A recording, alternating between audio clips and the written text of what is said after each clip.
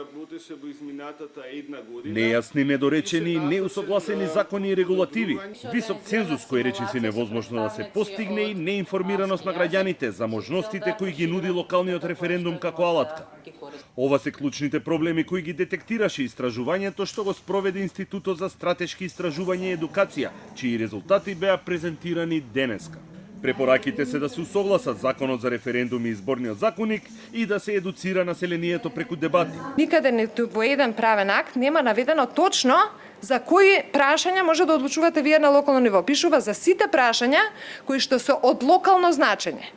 Ако се тие од локално значење, тогаш граѓаните се запрашуваат. Ако тоа влијае на нивната животна средина, дали е тоа локално прашање, пошто сепак станува збор за надлежност која што ќе се остварува на нивната локална територија.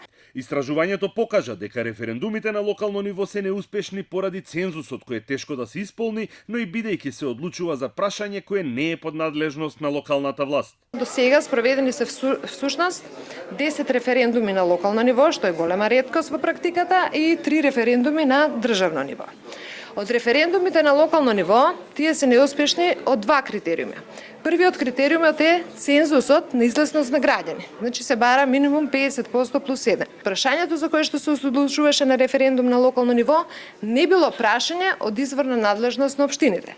И што се случи во практиката? Одлука донесена на референдум, Уставниот суд ја укинува затоа што се смета дека за тоа прашање воопшто не требало да се одлучувало на референдум.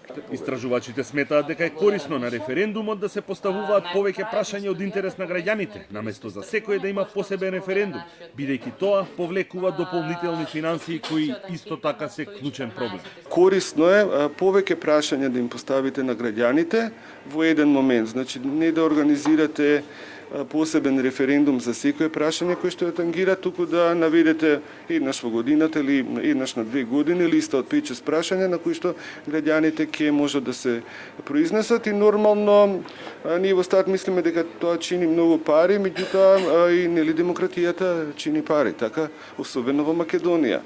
Во рамките на проектот беа вклучени 3 општини: Бутел, Газибаба и Арачинова. Анкетата покажа дека има голем интерес меѓу граѓаните за референдум и носење на одлуки преку референдум.